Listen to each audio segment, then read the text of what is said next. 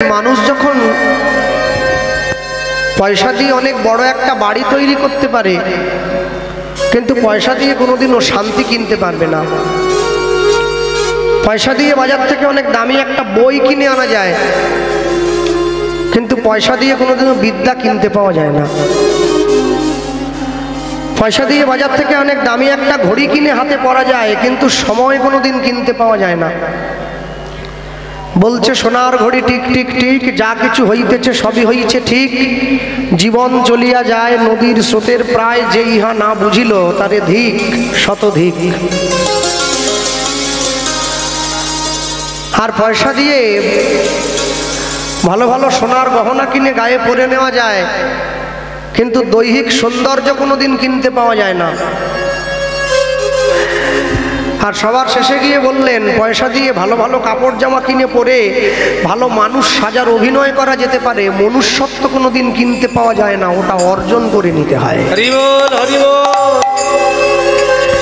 School কলেজে গিয়ে যখন আমরা ছোটকালে মাস্টারমশাইদের পায়ে হাত দিয়ে প্রণাম করতাম, তখন মাস্টারমশাইরা আমাদের বলতো, বাবা মানুষ হও। তাহলে আপনার পায়ে হাত দিয়ে যে প্রণাম করছে, তার কি শিং আছে দুটো, না তার কানটা হাতির কুলোর মতো? সে তো মানুষই। বিশ্বকবি রবীন্দ্রনাথ ঠাকুর বললেন, মানুষ সবার ঘরে জন্মায়, কিন্তু মনুষ্যত্ব সবার ঘরে জন্মাবে না। দুটো হাত, দুটো পা, চোখ, কান, নাক, মুখ মানুষের মতো দেখতে, কথা বললেই কি মানুষ বলে বলা যায়? মনুষ্যত্ব অর্জন করে তবে মানুষ হতে হয়। যার জন্য চণ্ডীদাস ঠাকুর লিখেছেন, শোনরে মানুষ ভাই, সবার উপরে মানুষ সত্য, তাহার উপরে নাই। মানুষ মানে আমরা যখন ভগবানের মন্দিরে গিয়ে ভগবানকে প্রণাম করি, আমি তখন মনে মনে ভাবি, ভগবান আমার প্রণামটা দেখতে পাচ্ছে, কেন আমি প্রণাম করলাম। এরপর যখন ভগবানের মন্দিরে প্রণাম করে ভগবানকে বলি, তুমি আমাকে গাড়ি দাও, বাড়ি দাও, টাকা দাও, পয়সা দাও, ভগবান আমার সেই কথাটাও শুনতে পাচ্ছে। আমার মনে মনে ধারণা যে ভগবান শুনতে পেল, তাহলে ভগবান আমার প্রণামটাও দেখতে পেল। আমি যে ভগবানের কাছে এত কিছু ভালো ভালো জিনিস চাইলাম, ভগবান সেটাও শুনতে পেল। আচ্ছা, আমি যদি মন্দির থেকে নেমে গিয়ে একটা বিড়ি ধরিয়ে খাই, আমি কি তখন এটা ভুলে যাই যে ভগবান আমার বিড়ি খাওয়াটাও দেখতে পেল? ভগবান যদি আমার প্রণামটা দেখতে পায়, তাহলে আমি যদি মন্দির থেকে নেমে আমার ছেঁড়া চটিটা রেখে দিয়ে কারো ভালো চটিটা পরে পালাই, ওটাও যে ভগবান দেখতে পেল, আমি সেটা ভুলে গেলাম। তো যে আমি আমার 6 নম্বরটা রেখে দিয়ে লোকের 6 নম্বরটা পরে পালাচ্ছি, একটু হল হলে হচ্ছে পায়ে, অসুবিধা কিছু নেই, জুতো তো হলেই হলো একটা। হ্যাঁ, আমি দুটোরই ফল পাবো, আমি প্রণাম করার ফলটাও পাবো, আমি যে মন্দির থেকে নেমে জুতো চুরি করে নিয়ে পালালাম, আমি সে ফলটাও পাবো। কিন্তু আমি যে ভগবানকে প্রণাম করেছিলাম, সেই ফলটা খুব অল্প দিনেই শেষ হয়ে যাবে। হ্যাঁ, যখন মানুষে খাবার খেতে বসে, প্রথম পাতে তিতেটা দিয়ে দেয়, উচ্ছে হোক, নিম পাতা হোক, প্রথম পাতে। আর আপনাদের দক্ষিণ 24 পরগনায় একটা জিনিস আমাদেরকে আসলেই দেয়, ওই আগে এখনো দেয়, ওই কি জুটকি ফুল নাকি বলে, ওইটা বিশাল করে পাবে, ও বিরাট তিতো একবারে খুব। হ্যাঁ, প্রথম পাতেই দিয়ে দেয়। আচ্ছা, তাহলে যে পূজায় রান্না করছে, আমি অনেক অনেক জায়গায় গিয়ে আগে জিজ্ঞাসা করতাম যে তিতোটা প্রথম পাতে দিচ্ছেন কেন, শেষে দিলে হতো না? চাটনিটা প্রথমে দিতেন, শেষে গিয়ে তিতা দিতেন। বলছে না, তিতাটা শেষে দিলে মুখটা তো বেসাদ হয়ে যাবে, ওই জন্য প্রথমে তিতাটা দিয়ে দেয়, আর শেষে চাটনি, মুখটা একবারে সুস্বাদু, বাড়ি চলে যাও, খেয়ে দিয়ে বাড়ি যাও, তারপরে বাড়ি। হ্যাঁ, তাহলে আমি ভালো খাবারটা একটু আস্তে আস্তে করে নয়, চটপট চটপট করে খেয়ে নেই, আর খারাপ খাবারটা খুব চটপট, যে শেষ করতে পারলে বাঁচি। তা আমি যখন মন্দিরে গিয়ে ভগবানকে প্রণাম করছিলাম, আমি সেই প্রণামের ফলটা যখন পেলাম, ওটা অল্প দিনের মধ্যে শেষ হয়ে গেল, পুণ্য ফল তো। কিন্তু দুঃখটা সহজে ফুরায় না, ওটা যত দিন যায় না তত বাড়তে থাকে। যারা ভগবানকে ভালোবাসে তারা বলে, আমরা ভগবানকে ভালোবেসে বড্ড কষ্ট পাচ্ছি। আর যারা ভগবানকে ভালোবাসে না, ওরা দিব্যি সুখে আছে। ওরা সুখে নেই, ওরা ওদের পুণ্য ফলগুলো ভোগ করে নিচ্ছে। ওরা যখন দুঃখের ফল ভোগ করতে শুরু করবে না, ওদের দুঃখ দেখে গাছের পাতা খসে পড়বে। আপনাকে জীবনে সবকিছুর জন্য তৈরি থাকতে হবে। কে যাবি ভাই ভবসিন্ধু পার, ধন্য কলি যুগ, ধন্য চৈতন্য অবতার। ভগবান 10 অবতার হয়ে এসেছেন। সত্যযুগে 5 বার এলেন, মৎস্য, কুর্ম, বরাহ, নৃসিংহ, বামন। ত্রেতা যুগে দুবার এসেছেন রাম পরশুরাম, দাপর যুগে একবার এসেছেন কৃষ্ণ, কলিযুগে একবার এসেছেন গৌতম বুদ্ধ রূপে, আরেকবার আসবেন উড়িষ্যার সম্বলপুরে বিষ্ণুযশা ব্রাহ্মণের ঘরে কল্কি অবতার। তাহলে এই যে ভগবানের 10 অবতার, এই 10 অবতারের মধ্যে তো মহাপ্রভুর নাম নেই, তাহলে মহাপ্রভুকে অবতার বলছি কেন?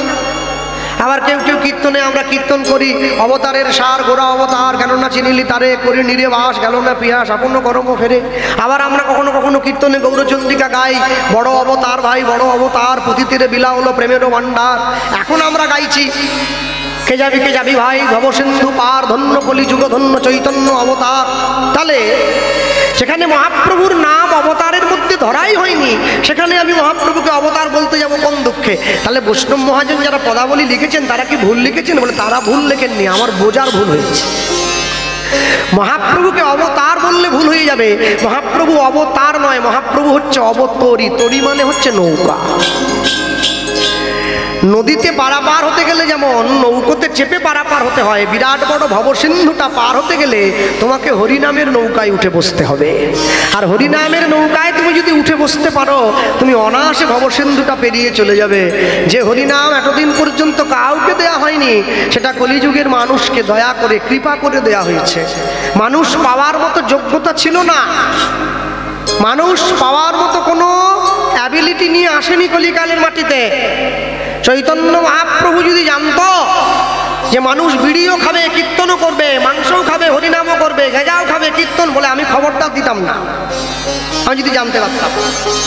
কিন্তু দিয়ে যখন দিয়েছি, তাহলে আমাকে এটাও বলে দিতে হয় পৃথিবীতে যত আছে নগরাদি গ্রাম, সর্বত্র প্রচার হইবে মোর এই মধুমাখা কৃষ্ণ নাম। আপনি যদি একবার মুখ বাঁকিয়ে হলেও তার নাম করেন, আপনাকে দস্যু রত্নাকরের মতো পরিশ্রম করতে হবে না, আপনি এমনিই তার চরণ পেয়ে যাবেন। এর জন্য আপনাকে কোনো কাঠখড় পড়াবার দরকার নেই। এখন কথা হলো, ছেলে গিয়ে বাবাকে বলছে তুমি যদি আমাকে সম্পত্তির মালিক বানাতেই চাও, মুখে বললে তো হবে না যে জমি তোকে দিলাম, দলিল একটা করে দাও, আমার বাকি ভাইরা ধরবে তো। তা বৈষ্ণব মহাজন বলছে আমি তোমাদের দলিল করে দিলাম যে নামের নৌকায় উঠতে গেলে কোনো পয়সার দরকার হয় না, তোমরা এমনি উঠতে পারো। দলিল মানে মহাজন কলম দিয়ে দিলেন, কি লিখছেন? ওগো আমার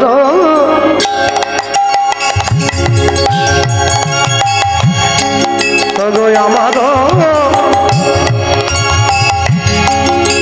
চৈতন্য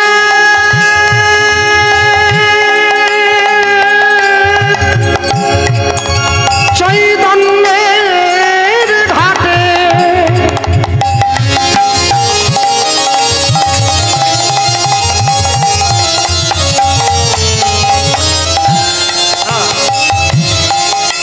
দেখো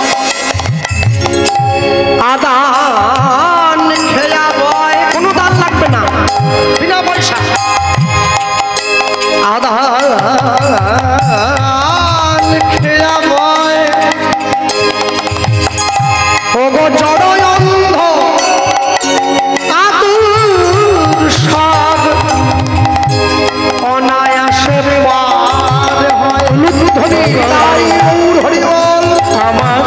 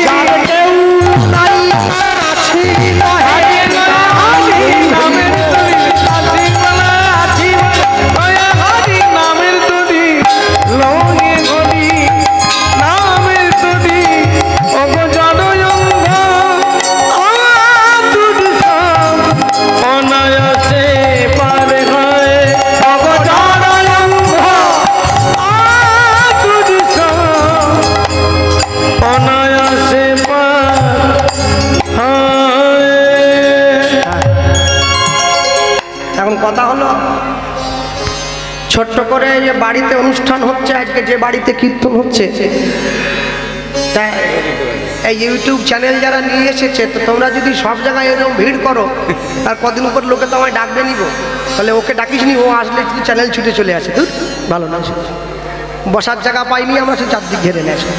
হ্যাঁ, তাই বলতে গিয়ে বলবো, মানুষের দরজায় ভগবান গিয়ে দাঁড়িয়েছেন, মানুষের সাজে। যে ভগবানকে ভালোবেসেছে ভগবান তাকেও নাম দিল, যে ভগবানকে ভালোবাসেনি ভগবান তাকেও নাম দিয়েছে। আশ্চর্য কি?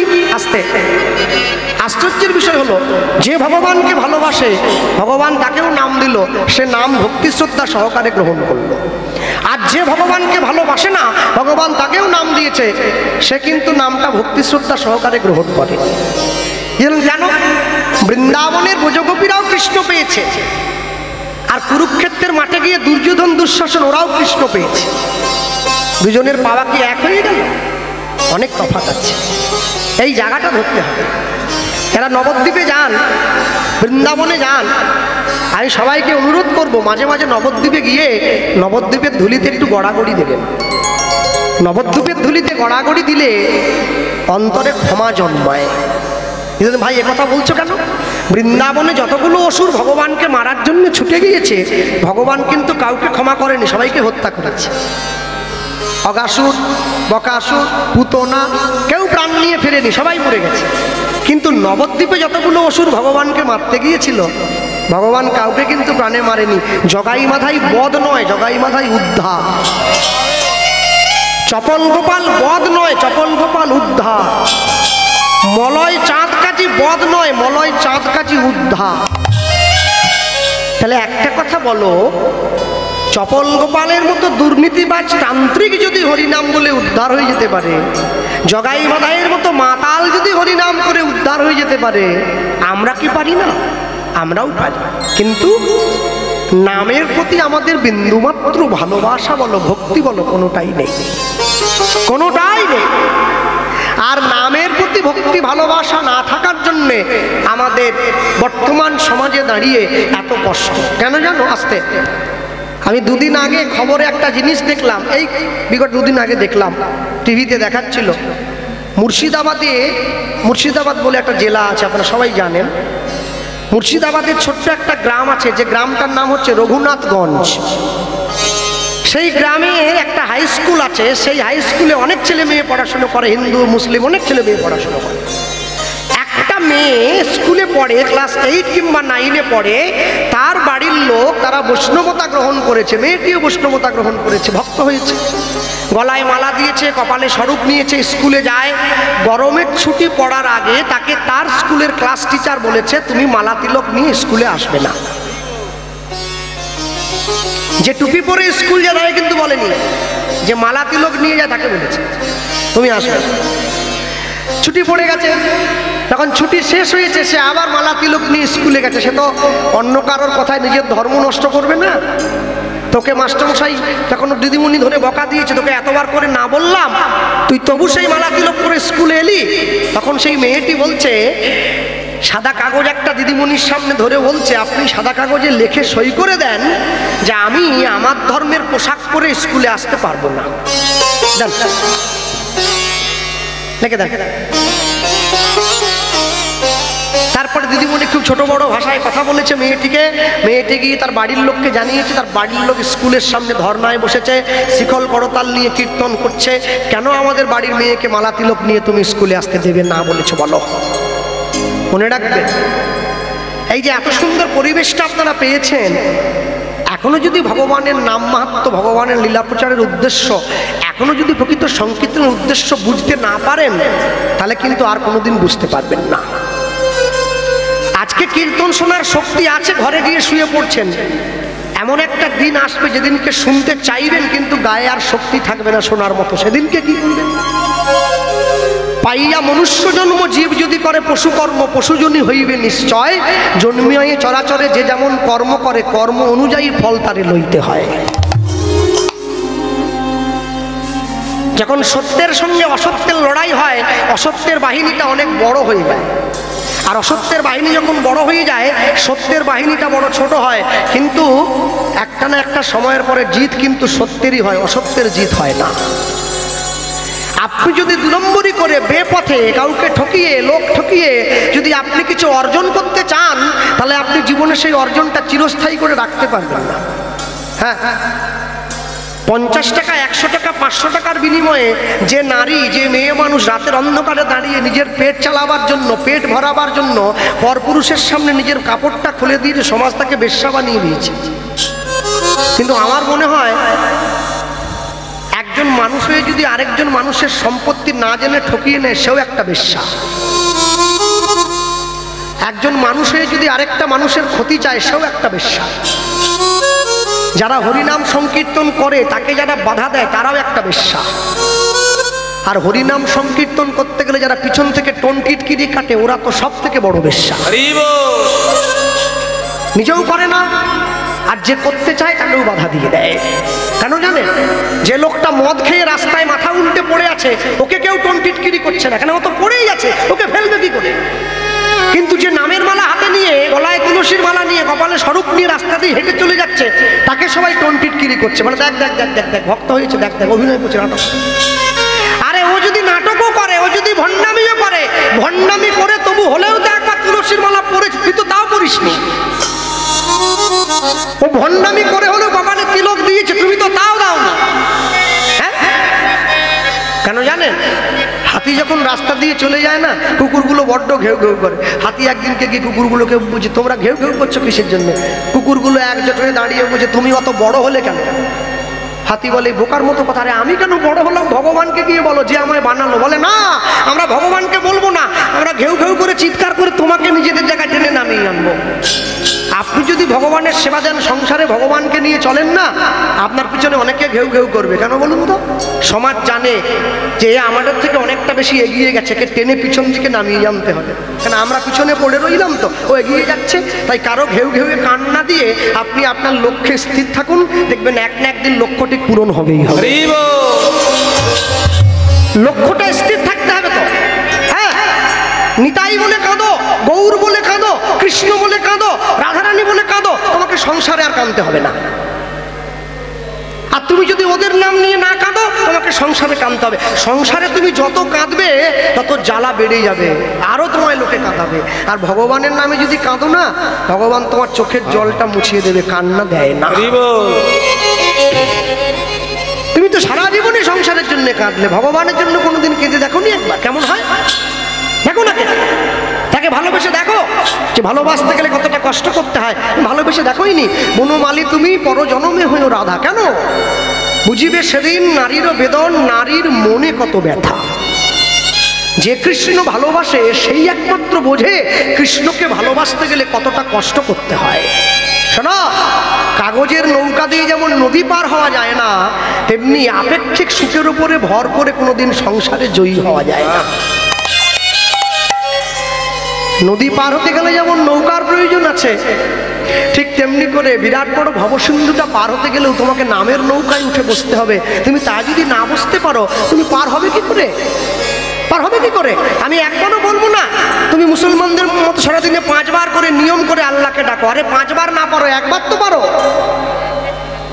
5 বার যদি নাও পারো, তুমি একবার তো পারো। তুমি একবারও পারো না, এমন মানুষ তুমি, একবারও পারো না। একটা বারের জন্য তোমার সময় হয় না? বলে সময় হয়, আমি সময় বের করলেই সময় হয়। যে তাকে ডাকার মতো সময় বের করতে চায়, শত ব্যস্ততার মধ্যেও সময় বের করা যায়। আর যদি কেউ মনে মনে ভাবে আমি ডাকার মতো সময় বের করব না, তুমি সারাদিন এমনি বসে থাকলেও তোমার সময় বের হবে না। হ্যাঁ, 1 দিন 2 দিন 3 দিন 4 দিন 5 দিন 6 দিন 7 দিন তোমার ধীরে ধীরে করে বয়স হয়ে যাচ্ছে, একটু একটু করে তুমি বৃদ্ধ অবস্থায় চলে যাচ্ছ আস্তে। বিখ্যাত ইংরেজ লেখক বেঞ্জামিন ফ্র্যাঙ্কলিন তিনি বলেছিলেন, তোমার একটা জীবনে 1টা বছর জন্মদিন তুমি কত আনন্দ করে কাটাও, কেক কাটো, মোমবাতি নেভাও, মানুষকে ডেকে খাওয়াও। জন্মদিনে আনন্দ করবে না, জন্মদিনে দুঃখ করবে। কেন জানো? তোমার জীবন থেকে 1টা বছর বাদ হয়ে গেল, তুমি ঈশ্বরের স্মরণ নাও নাই। তোমার জীবন থেকে 1টা বছর বাদ হয়ে গেল। আজকে রাত্রিটা পেরিয়ে গেলে কীর্তনীয় গোপাল কৃষ্ণ পালের পরমায়ু থেকে 100 দিন যদি পরম হয়, 1 দিন বাদ হয়ে 99 দিন হয়ে গেল। এরপরেও তুমি ভগবানকে ডাকতে ভয় পাও, এরপরেও তুমি তার চরণে যেতে ভয় পাও। এখন কথা হলো, অনেকে আমায় বলেছে এই যে কদিন আগে যারা কিছু মানুষে নাকি তীর্থ দর্শনে গিয়েছিল, হঠাৎ করে আতঙ্কবাদী হামলা হয়েছে, অনেকে মারা গিয়েছে, তাহলে ভগবানকে সবাইকে ডেকে নিয়েছে? না, সে কথা নয়। এত জঙ্গি হানা হচ্ছে, এত মানুষে মরে যাচ্ছে, তবু কি মানুষ তীর্থযাত্রায় যাওয়া বন্ধ রেখেছে? এটাই হচ্ছে তার চরণের বিশ্বাস। যে তাকে ডাকবে না, যে তার নাম নেবে না, সে হাজার অজুহাত খাড়া করে দেবে, এই করবো না, সেই করবো না, ওই করবো না, এইটা ভালো নয়, সেইটা ভালো নয়। আর তুমি যদি ডাকার মতো একবার সুযোগ পাও, তুমি ডাকার চেষ্টা করো। ডাকার মতো ডাকলে পরে সে কি আর রইতে পারে? আরে ডেকে তো দেখো, ডেকে দেখো। হ্যাঁ, একটা বারের জন্য ডেকে দেখো। 24 ঘন্টা সময়ের মধ্যে 24টা সেকেন্ড তুমি তার চরণে দিয়ে দেখো। তারপরেও যদি সে তোমার চরণের জন্য না ছুটে আসে, তাহলে তুমি বুঝবে যে সে তোমায় ভালোবাসে। একটা বার তো ডেকে দেখো।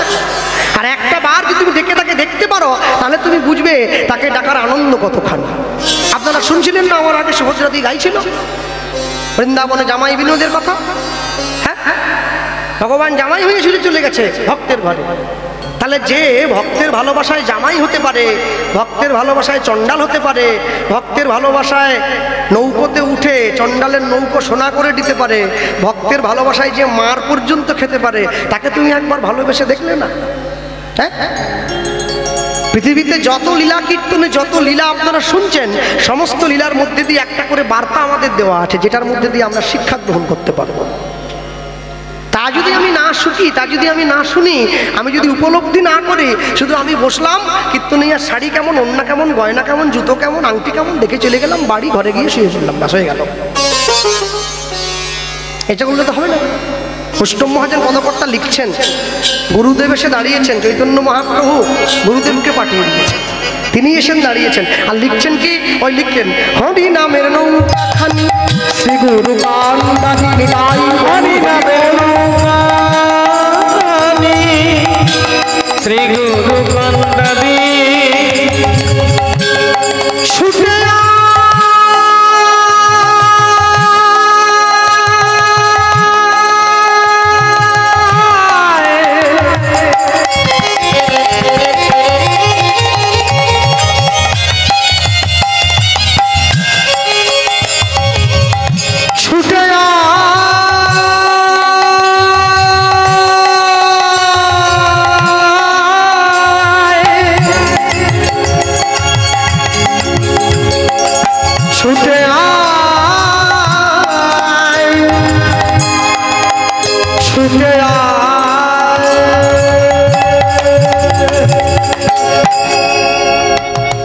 মানুষ এত বড় আজব।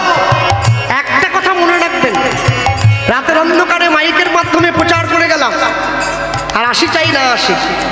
যদি কারো শরীর দুর্বল লাগে, তাকে সুগার পরীক্ষা করাতে হয়। সুগার হলো কিনা? শরীর দুর্বল লাগছে, যদি তোমার শরীর দুর্বল বলে মনে হয়, তাহলে সুগার পরীক্ষা করাও। যদি তুমি নাকে কোনো সেন্ট বা গন্ধ না পাও, তাহলে করোনা পরীক্ষা করাও। আর যদি হিন্দু হয়ে হিন্দুদের বিরুদ্ধে কাঠি করো, তাহলে রক্ত পরীক্ষা করাও, যে জন্ম ঠিক আছে তো, ওটা পরীক্ষা করতে হবে। হরি নামের নৌকাখানি শ্রী গুরু কান্দাহি, হরি নামের শ্রী গুরু কান্দাহি, দেখো সংকীর্তন করা তু বাহু প্রসাদী, ও সংকীর্তন করা তু বাহু প্রসাদী, সকল জীব সকল জীব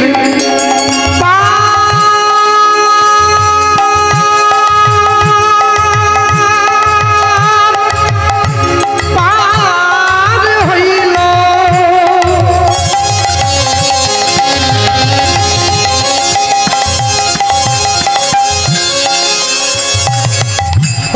প্রেমের বাতাসে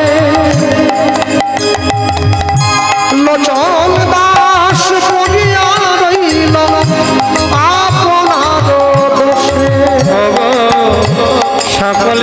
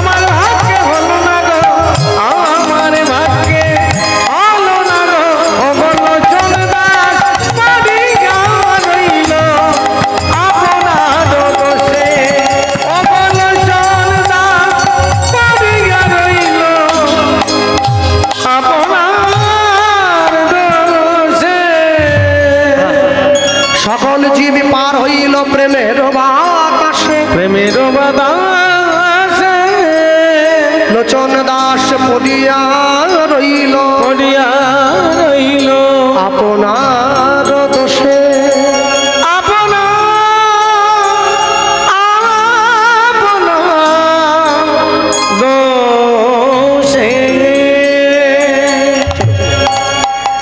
ছোট্ট করে গৌরচন্দ্রিকা শুনে নিলাম।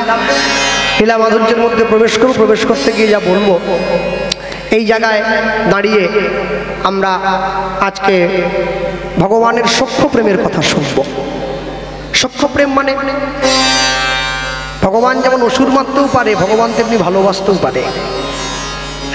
আর ভগবানের ভালোবাসা কত গভীর, আজকে আমরা সেই কথা শুনব।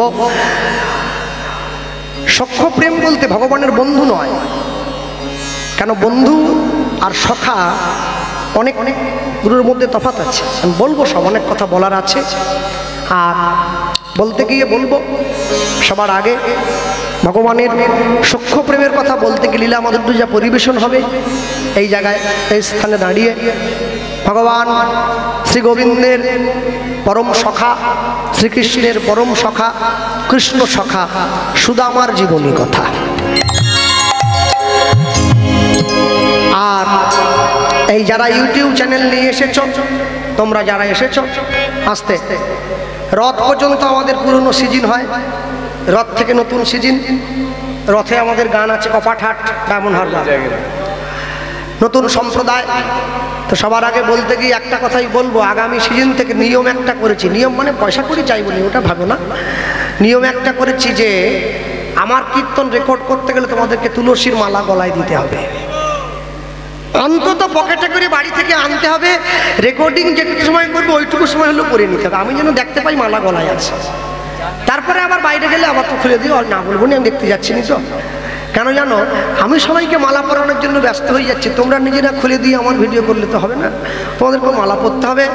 আর যারা চ্যানেল করেছ, চ্যানেলের নাম খুব ভালো ভালো দিয়েছ, ভগবানের নামে চ্যানেলের নাম দিলে এটা তোমাদের সার্বিক কল্যাণ হবে, তার দামেই তো চ্যানেলগুলো খাড়া হবে। তাই বলতে গিয়ে সবার আগে বলবো, এই স্থানে দাঁড়িয়ে সখা আর বন্ধুর মধ্যে অনেক তফাৎ আছে। মন দিয়ে শুনবেন, অনেক কথা বলার আছে। কাকে সখা বলে, কাকে বন্ধু বলে? কি বলছেন কি বলছেন কি বলছেন? ও অন্য কথা, আচ্ছা বেশ, তাই তো তাই। হ্যাঁ, তাই বলতে গিয়ে সবার আগে বলবো যেটা বলার। হ্যাঁ, এখন প্রসঙ্গ অন্য কিছু নয়, প্রসঙ্গটা হলো এটাই যে এটা আমার সঙ্গে বাসা ঘরে গিয়ে একটু আলোচনা করে নিলে ভালো হতো জিনিসটা, কারণ সব কিছুর একটা মানে প্রস্তুতি থাকে। তো হট করে একটা অন্য কিছু পরিবর্তন করা, সিদ্ধান্তটা বদলে দেওয়া চট করে অসুবিধে হয়ে যায় আর কি। যাই হোক, তো সেভাবেই যদি ধরা হয় তাহলে হরিসভায় দাঁড়িয়ে শুধুমাত্র একজনের কথার উপরে ভিত্তি করে চেঞ্জ করা হলো লীলা মাধুর্য যা পরিবেশন হবে এই জায়গায় দাঁড়িয়ে। ও সবাই বলতে পারছে না, ও সবার হয়ে আপনি বলছেন, আচ্ছা। তা এই জায়গায় দাঁড়িয়ে যা পরিবেশন হবে লীলা মাধুর্য পরিবর্তন করা হলো। অনেকে শুনেছে বলছে, হ্যাঁ, শ্রীপাদ নিত্যানন্দের সংসার, এটা শুনেছেন তো? শুনেননি তো? হ্যাঁ, বেশ। তা আমি একটুখানি বলতে গিয়ে বলবো, পরিবর্তন করাটা বড় জিনিস নয়, পরিবর্তন করাটা যে কোনো মুহূর্তে দাঁড়িয়ে বললেই করে দেওয়া যায়। তা আমি একটা কথা সবার আগে বলবো, এই স্থানে দাঁড়িয়ে শ্রীকৃষ্ণ চৈতন্য মহাপ্রভু তিনি তার জীবনে দুবার বিয়ে করেছেন। প্রথম স্ত্রী লক্ষ্মীপ্রিয়া, পরেরটা বিষ্ণুপ্রিয়া। এখন এই যে প্রথম স্ত্রী লক্ষ্মীপ্রিয়া, পরেরটা বিষ্ণুপ্রিয়া, দুবার যে বিয়ে করলেন, আশ্চর্য কি, প্রথম বিয়েটা কিন্তু নিজের ইচ্ছায় করলেন, দ্বিতীয় বিয়েটা মায়ের ইচ্ছায় করলেন। ছেলে যখন বিয়ে করতে যায় মায়ের পায়ে হাত দিয়ে প্রণাম করে বলে যায় যে মা তুমি আমায় আশীর্বাদ করো, আমি তোমার জন্য দাসী আনতে যাচ্ছি। নিমাইও তাই করেছে, সচিমায়ের পায়ে গিয়ে হাত দিয়েছে, আর সচিমা নিমাইয়ের মাথায় হাত দিয়ে আশীর্বাদ করছে, নিমাই জীবনে সুখী হও। আর যেই মাথায় হাত দিয়ে আশীর্বাদ করলো, সঙ্গে সঙ্গে মহাপ্রভু তার মায়ের পায়ে হাত দিয়ে বলে উঠছে, মা এতদিন পর্যন্ত কেঁদেছি নদিয়াবাসীর জন্য, আজকে বিয়ে করে তোমার দাসী তোমার চরণে দিয়ে আমি কাঁদবো জগৎবাসীর জন্য। এই কথার মধ্যে যে কি লুকিয়েছিল সচিমা বুঝতে পারলো না, নিমাইকে বিয়ে দিতে পাঠিয়ে দিয়েছে। বিয়ে হয়ে এসে বিষ্ণুকে হাতটা সচিমার হাতে ধরিয়ে দিয়ে বলছে, মা এই রইল তোমার দাসী, এবার আমায় বিদায় দাও, এবার আমি আসি। হ্যাঁ এই বলেছে এবার আমি আসি। সচিমা বলে উঠছে, নিমাই বৌমাকে নিয়ে একবার ফুলশয্যার ঘরে গিয়ে বস, আমি যুগল দর্শন করি। আর যেই ফুলশয্যার ঘরে গিয়ে বসেছে, ফুলশয্যার ঘরে গিয়ে বসা মাত্র মহাপ্রভু বিষ্ণুপ্রিয়ার দিকে তাকিয়ে বলছে, বলো তো বিষ্ণুপ্রিয়া তুমি কি দেখতে পাচ্ছ? কি দেখবো? একটা পালঙ্ক সুন্দর করে ফুল দিয়ে সাজিয়ে রাখা আছে। শোনো, মানুষ যেদিন ফুলের উপরে ঘুমায় তার ফুলশয্যা হয়, আর ফুল যেদিন মানুষের উপরে ঘুমায় সেদিন তার অন্তিম শয্যা হয়। তুমি বলো, তুমি ফুলের উপরে ঘুমাবে না ফুল তোমার উপরে ঘুমাবে? বিষ্ণুপ্রিয়া বড় চালাক, আমাদের বাড়ির মা বোনদের মতো বোকা নয়। কি বলছে জানেন? বলছে আমি কি চাই জানো? আমি চাই ফুলটা মালা হয়ে সারা জীবন তোমার গলায় থাকবে। তাহলে আমি ফুলটাকেও পাবো, মালাটাকেও পাবো, একসঙ্গে পাবো দুজনকে। দুজনেই সন্ন্যাসী হয়েছে, দুই ভাই। নিতাই চাঁদ সন্ন্যাসী হলো, মহাপ্রভু সন্ন্যাসী হলো। পুরীর সমুদ্রের ধারে গিয়ে দুই ভাই বসে আছে। মহাপ্রভু নিতাই চাঁদের হাতটা ধরে বলছে, এই যে ও দাদা, কি আমি বলছিলাম কি তুমিও সাধু হলে আমিও সাধু হলাম, দুই ভাই যদি সাধু হয়ে যাই তাহলে বাংলার মানুষকে হরিনামকে দেবে। নিতাই চাঁদ বলছে, তাহলে আমি আসি, বাংলার মানুষকে হরিনাম দিতে হবে। না না, শুধু গেলে হবে না তো, তাহলে বাংলায় যাবে, বাংলায় গিয়ে একটা বিয়ে করবে। হ্যাঁ বিয়ে, হ্যাঁ শুধু বিয়ে করলে হবে না, ছেলে মেয়ের জন্ম দিতে হবে। ছেলে মেয়ের জন্ম দিয়ে তাদেরকে নিয়ে হরিনাম প্রচার করবে, তবে তো বাংলার মানুষ জানবে সংসার থেকেও কৃষ্ণ নাম করা যায়। হাতটা ধরেছে, হাত ধরে কি বলল, তুমি শোনো শোনো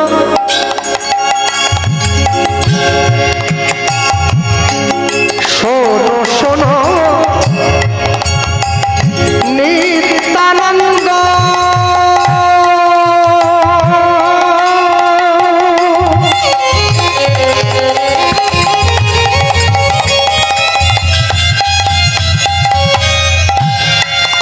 এই কলির জীব, এই কলির জীব সব জন্ম অন্ধ। শোনো শোনো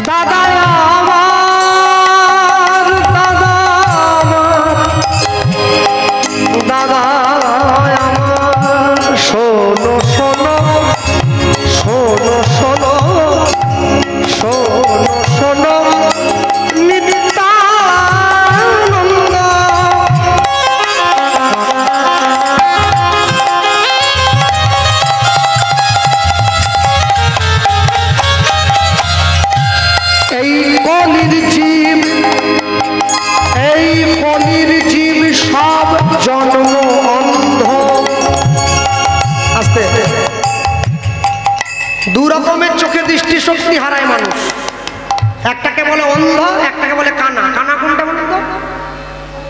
কানা মানে একটু মানে চোখটা খারাপ কিন্তু একটু মোটা পাওয়ারের চশমা দিলে দেখতে পায় আর কি, বা হয়তো ছানি পড়ে গেলে শাড়িটা কাটিয়ে দিলে দেখতে পায়, একে কানা বলে।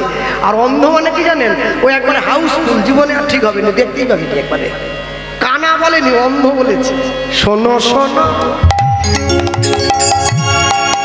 নিত্যানন্দ,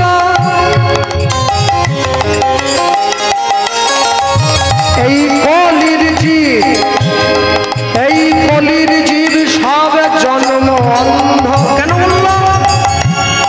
দাদা বলিলেও, দাদা বলিলেও কেউ না লয় কৃষ্ণ নাম। দাদা বলিলেও কেউ না লয় কৃষ্ণ নাম। দাদা বলিলেও কেউ না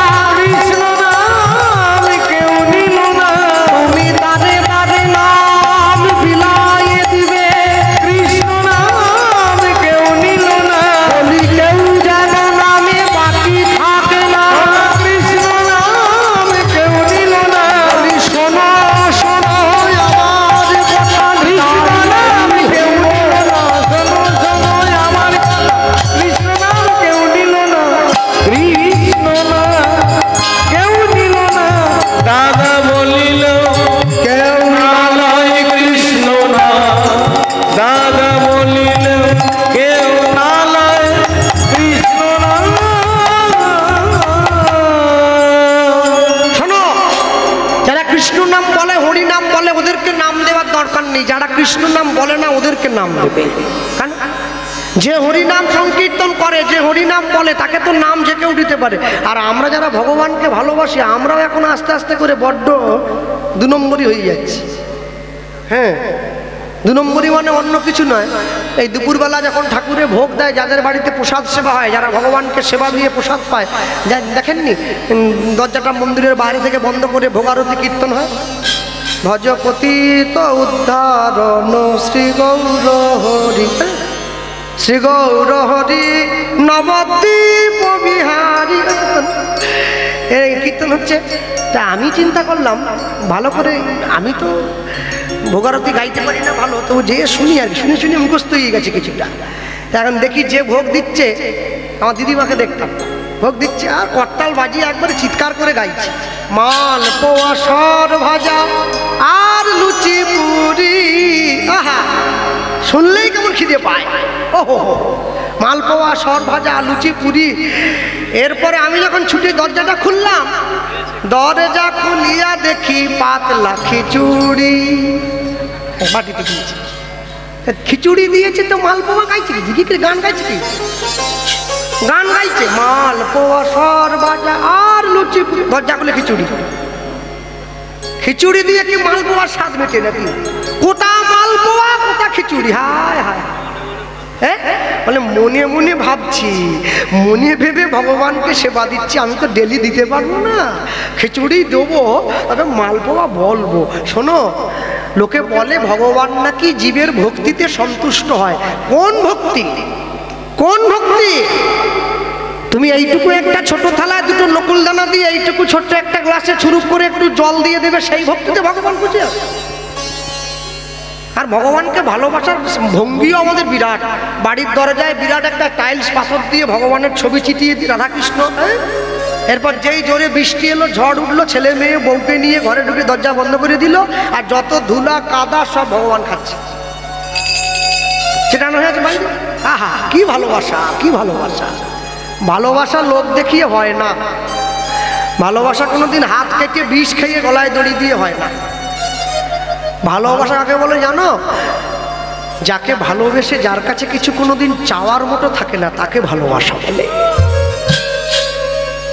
ভগবানকে কেউ যদি ভালোবাসে, তাহলে ধূপের দিকে তাকিয়ে দেখো, যে মন্দিরে অহরহ নিজে পুড়ে গিয়ে পুরো মন্দিরটাকে সুগন্ধ দান করছে, তাকে ভালোবাসা বলে। প্রদীপের দিকে তাকিয়ে দেখো, যে প্রদীপটা পুরো মন্দিরটাকে আলোয় ভরে দিয়েছে আর নিজের তলাটা অন্ধকারে রেখে দিয়েছে, তাকে ভালোবাসা বলে। ভালো যদি বাঁচতে হয়, ভগবানকে অন্তর থেকে ভালোবাসবে। জগাই কিন্তু নিতাই চাঁদের কপালটা ফাটায়নি, ফাটিয়েছিল মাধব। হরিনাম দিতে যা গিয়েছে, মদের কলসি দিয়ে মাধাই সঙ্গে সঙ্গে নিতাইয়ের কপালটা ফাটিয়ে দিয়েছে। দরদর করে রক্ত গড়িয়ে পড়ছে, কপালের রক্ত চেপে ধরে নিতাই চাঁদ সঙ্গে সঙ্গে সঙ্গে মাধাইকে বলে উঠেছিল, মেরেছিস কলসির কানা, তা বলে কি প্রেম দেব না? হ্যাঁ, এটা আমারও মুখস্থ, আপনাদেরও মুখস্থ। যারা কীর্তন গায়, যে কালকে সকালে কীর্তন শিখেছে, ওরও মুখস্থ আছে। কিন্তু একটা কথা মনে রাখবেন, এই কথার তাৎপর্য বুঝতে গেলে এখনো 7 জনম হরিনাম গাইতে হবে, তবে বোঝা যাবে। এমনি কপালটা ফাটিয়ে দিয়েছে, দরদর করে রক্ত গড়িয়ে পড়ছে। হরিদাস ঠাকুর টান দিয়ে নিয়ে যাচ্ছে। কাকে ভালোবাসা বলবে? হ্যাঁ, একটা এমপি, একজন এমএলএ ভোটে জিতে যখন পার্লামেন্টে গিয়ে বসে, মাসিক বেতন জানেন কত? একটা এমপির 75 থেকে 73,000 টাকা। বছরে 34 বার বিনা পয়সা এরোপ্লেনে যাওয়া আসা করতে পারে নিজের পরিবারকে নিয়ে, ফ্রি, সরকার পয়সা দেয়। যে কোনো ভালো হোটেলে, যে কোনো ভালো ঘরে থাকতে পারে, যা খুশি খেতে পারে, সরকার পয়সা দেবে। আমরা দেব, সরকারের হাত দিয়ে দেবে আর কি। হ্যাঁ, তাহলে সে ভোটে জিতলো, তার সব কিছু হলো, সে নিজের বউ ছেলে মেয়েকে নিয়ে আনন্দ করলো।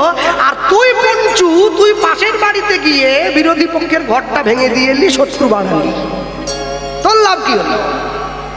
আমার লাভ কি? নিটফল 0। একদিনকে ওর দল যখন ভোটে জিতবে, ও এসে আমার ঘরটা ভেঙে দিয়ে দেবে। না, এটা কোনোদিন উদ্দেশ্য হতে পারে না। এটা কি জীবন না? ভালোবাসা কাকে বলে? কারো ক্ষতি না করে যদি অপরের মঙ্গল চাওয়া যায়। কেউ যদি আপনার শত্রু হয়, তার ক্ষতি চাইবেন না, তার মঙ্গল চাইবেন। যে করে লোকের মন্দ, তার মন্দ করে গোবিন্দ। লোকের কোনোদিন মন্দ চাইতে নেই। তবে হ্যাঁ, যদি কেউ আপনার শত্রু হয়, তার বিরুদ্ধে আপনি কোর্টে গিয়ে কেস করবেন কেন? পকেটের পয়সা খরচ করবেন কেন? বিচারটা বিচারকের চরণতলে দিয়ে দেন। আর বিচারকের ফিস কি জানেন? যদি সম্ভব হয় দুপোটা চোখের জল দিয়ে দেন। ওটা হচ্ছে বিচারকের ফিস। দেখবেন একটা না একটা সময় গিয়ে তার বিচার যখন শুরু হবে না, একবারে নিখুঁত বিচার, কোনো ভুল থাকে না বিচারে, একদম নিখুঁত। তার বিচারে কোনো ভুল থাকবে না। দিবে আর নিবে, মিলিবে মেলাবে, যাবে না ফিরে, এই ভারতের মহামানবের সাগর তীরে। আমি নিজে ভালো থাকবো, নিজে ভালো খাবো, নিজে ভালো ঘুমোবো, এজন্য পৃথিবীতে আসিনি। এজন্য পৃথিবীতে আসিনি আমার জন্যে কারো যেন অসুবিধা না হয়, আমাকে সেটাও দেখতে হবে, সেটাও দেখতে হবে। আমি এক চাক্কর দু চাক্কর, এক হাত দেড় হাত জায়গা নিয়ে নিজের ভাইয়ের কপালটা ফাটিয়ে দিলাম মেরে। একটা জিনিস মাথায় রাখতে হবে, আমি যেদিনকে মারা যাব আমার ভাই কিন্তু আগে ছুটে আসবে, পাড়ার লোক আসবে পরে। এই বিচার যদি আমার মনে না থাকে তাহলে আমি চলবো কি করে জীবনে? আমি বাড়িতে একটা মন্দির বানিয়েছি হরিনামের টাকা খরচ করে, মন্দিরে খরচা করেছি 10 লাখ টাকা দিয়ে মন্দির বানালাম। কেন? অনেক মানুষে ছুটে যায় তো, যে কীর্তন করে তার বাড়িতে মন্দির নিয়ে, এটা তো হবে না। আশ্চর্য কি জানেন, আমি যে মন্দিরটা ভগবানের জন্য বানিয়েছি আমি এটা ভুলে গেছি, আমার 10 লাখ টাকার মন্দিরে ভগবান থাকুক আর না থাকুক, আমার এই দেহ মন্দিরে ভগবান কিন্তু আছে। মানে এই মন্দির থেকে ভগবান চলে গেলে দেহটা মরা বলে ঘোষণা হয়ে যাবে। কি?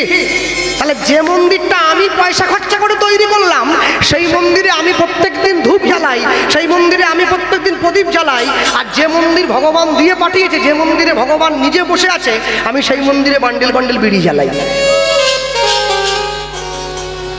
ভগবান চাইলেও থাকতে পারে না, বিরক্ত হয়ে গেছে, বেরিয়ে চলে যাচ্ছে। দেবতার ধর্ম দেবত্ব, পশুর ধর্ম পশুত্ব, মানুষের ধর্ম মনুষ্যত্ব।